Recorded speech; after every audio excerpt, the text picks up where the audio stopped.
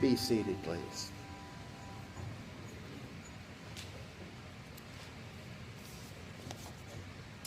I'd like to call your attention this morning. We're going to be in Genesis chapter 41. We'll be dealing with Genesis 41, 42, 43, 44, and 45. So I hope you brought your running shoes. We'll be covering a lot of territory as we continue in this series about the life of Joseph.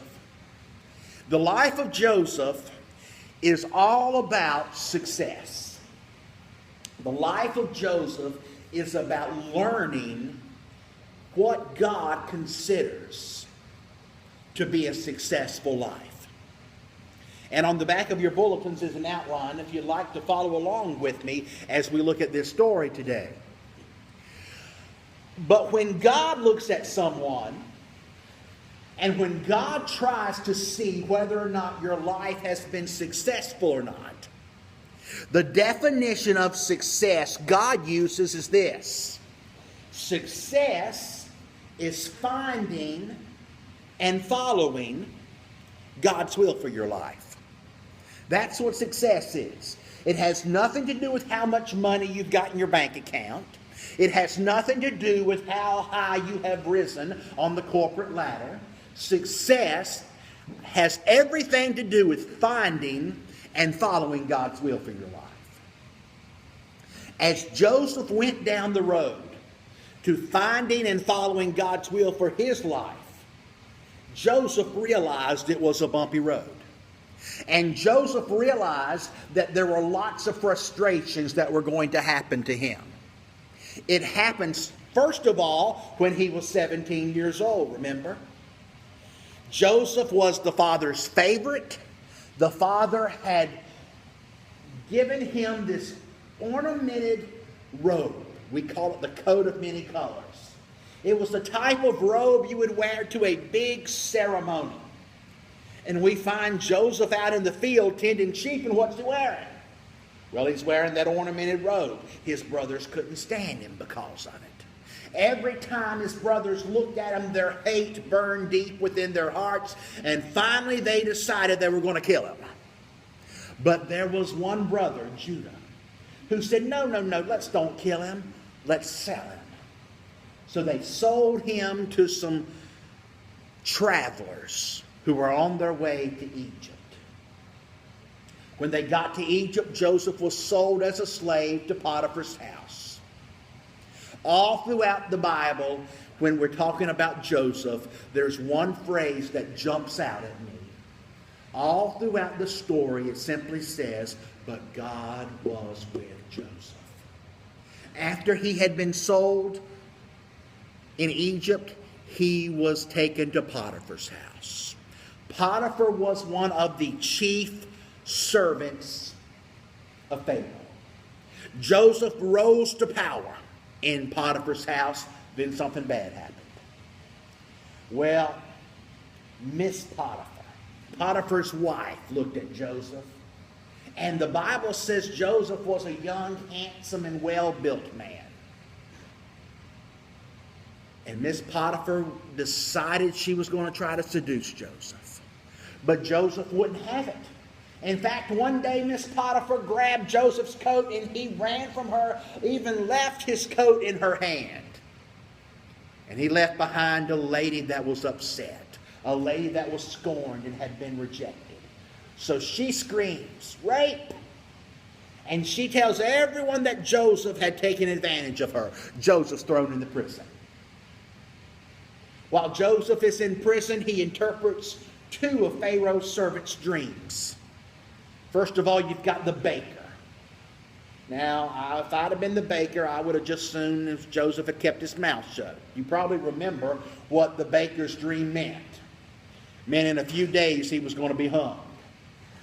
He was. And then the cupbearer, Pharaoh's cupbearer, the one who tested all the food to make sure it wasn't poison before Pharaoh ate it. He was in prison too. And he had a dream, and Joseph said, your dream means that you're going to be released.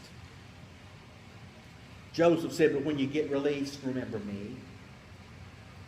The cupbearer gets released, and 2 years goes by. Pharaoh then has a dream. And the cupbearer has an aha moment.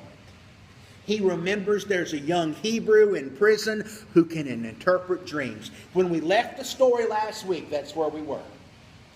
Joseph had been shaved, showered, and he was about to go into Pharaoh's presence. Well, Pharaoh had had a dream, and Joseph says to Pharaoh, I can't interpret dreams, but God can. And he says, Pharaoh, your dream simply means this. Egypt is going to have 7 years of plenty. 7 years of abundant crops. Then Egypt is going to have 7 years of famine. And Joseph says, Pharaoh, if I were you, I would stock up during those 7 years of excess.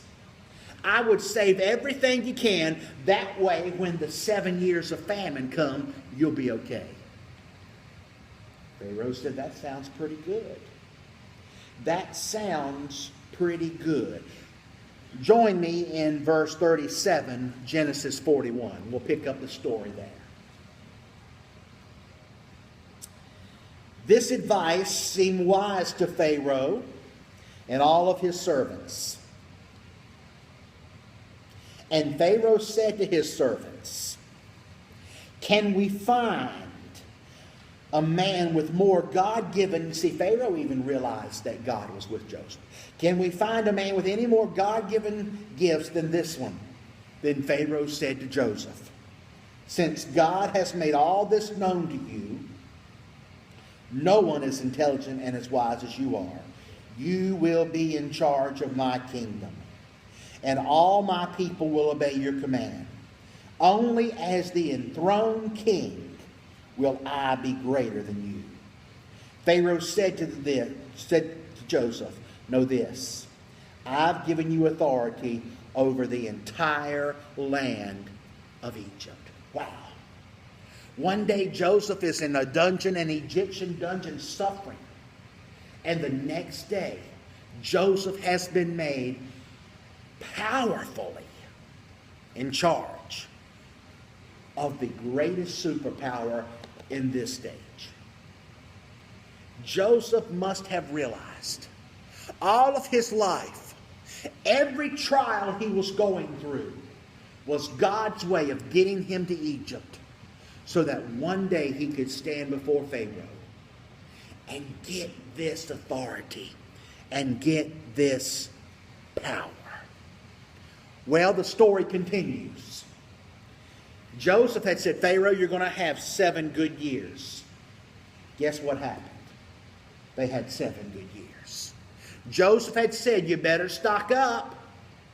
Pharaoh said, you take care of it, Joseph. So during those 7 years of abundance, the land of Egypt begins to stockpile food. They began to stockpile grain.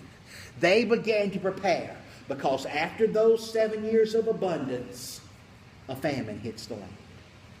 And not only does a famine hit Egypt, a famine hits all of the land around. And what's going to happen is, back in the land of Canaan, there's going to be a family who's going to need some food. Back in the land of Canaan, there's going to be a dad and his sons who say, we've heard that there's food in Egypt.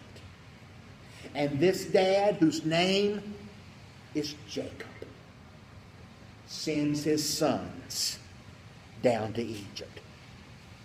Genesis 42, verse 6. As for Joseph, he was the land's governor, and he was the one selling grain to all the land's people. When Joseph's brothers arrived, they bowed down to him with their faces to the ground. When Joseph saw his brothers, he recognized them, but he acted like he didn't know them. He spoke to them with a harsh tone. Where have you come from? And they said, from the land of Canaan to buy food. Joseph recognized his brothers, but they didn't recognize him. And Joseph remembered the dreams he had had about them. And he said to them, "You are spies. You've come to look for the country's weakness." What we're going to see in our story today is we are going to learn 3 very important lessons about revenge and forgiveness. I can only imagine what Joseph must have been feeling like as the very brothers that sold him to slavery, the very brothers who hated him, the very brothers who made him be a servant of Potiphar, who, because of their selling him out, left him in prison. It's been 20 years. And now they're standing before him. And here's the first thing I want you to see. Revenge is a desire that is a natural human response. A desire for revenge is a natural human response. Somehow I think in Joseph's mind, during the whole process when he's been in prison, during the whole process when he was serving for Potiphar, even during the process where he was governor of Egypt, something tells me that Joseph had in his mind lived over and over and over the day that he would get to see his brothers again. And something told me he had rehearsed a speech, and he was going to tell them exactly what they had done to him, how exactly they had hurt him, and he was going to get his revenge. That would have been the natural human response. I think it was in Joseph's mind. I think Joseph thought if he ever saw those brothers of his one more time, they would definitely know what they had done to him.